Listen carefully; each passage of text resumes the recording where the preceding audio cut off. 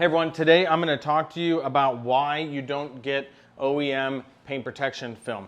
And you know, it still protects a large portion of the car, but there's a lot of exposed edges. And remember that the film that is used on OEM jobs is typically less quality, it lasts less time, and a lot of instances they don't wrap edges, they do it as simple as possible. So if you come take a look at this,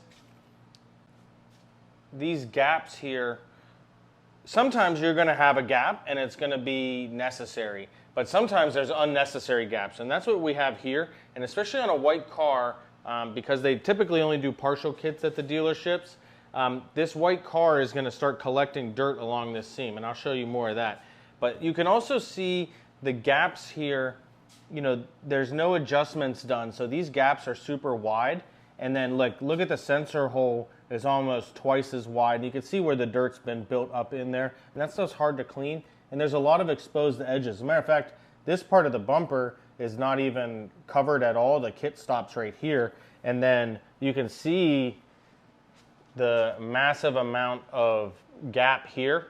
Now, again, some gaps are necessary, especially on tight corners, but we can minimize a lot of these types of gaps.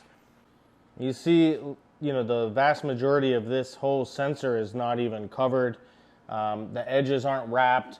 There's a good almost 1-inch gap down here, which there's no real reason for, because this is just one piece. So there's no real reason to have this large of a gap right there. So you can see how it's tempting to get paint protection film from the dealer. They roll it into your loan and all that stuff, but really you want quality work, and especially on light colored cars, we don't want to see such a wide gap whenever possible. So consider that when you're buying your next car.